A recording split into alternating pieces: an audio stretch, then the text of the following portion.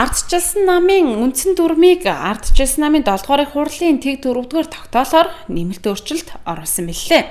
Үндсэн дүрмийн хорооны гишүүдэд улс төрийн нам, улс төрийн намд баримтлагдаг дүрм журмууд, ёс зүй дүрм журмыг хэрэгжүүлэх ардчилсан намын үндсэн дүрм болон холбогдох дүрм журам, намын бүтэц тогтолцоо, үндсэн дүрмийн хорооны гишүүдийн эрх үүрэг, хорооны ажиллах журам, хорооны хуралдааны дэгийн талаар мэдээлэл өгөх зорилготойгоор энэхүү сургалтыг зохион байгуулж байгаа юм байна. Манай намын үндсэн дүрмийн хороо маань бүтэц бүрэлдэхүүн маань шинээр бүгд бүрдсэн.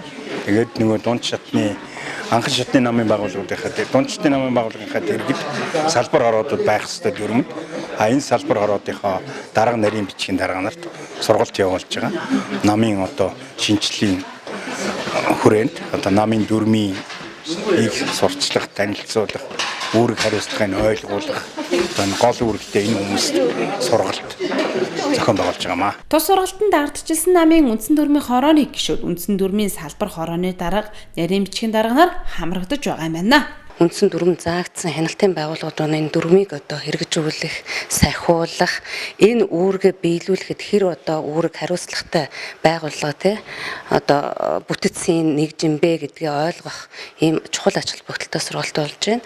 Ер нь энэ манай үндсэн дүрм маань бол урд дүрмүүдээс нэлээ хэвтэй тогтолцоор орж дунд шатанда хяналтын байгууллагуудаа эрх үүрэг өгсөн ийм дүрм болсон байгаа. Энэ нь бол цаашдаа энэ намын төлөвшөлт, намын шинжилэлтэнд нэлээх хувь нэмэртэй өөрөлдөх юм бол намд сахилга дэг журмыг сахиулах, нам бол сахилгатай байж ер нь аливаа юм бас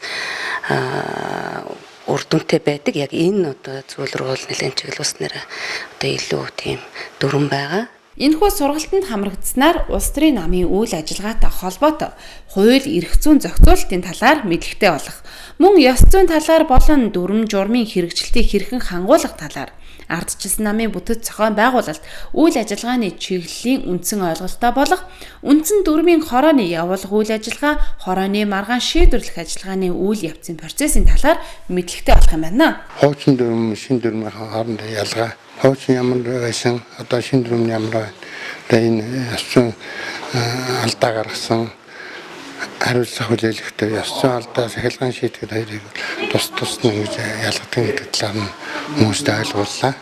Тэгээд хэрхэн биелүүлэх талаар та бүдгийн гаргасан шийдвэрийг яах ёстой гэдэг талаар товчхон ярьж байсан. Ийхүү ардчилсан намын шинжлэлийн үйл явц амжилттай үргэлжилсээр байна.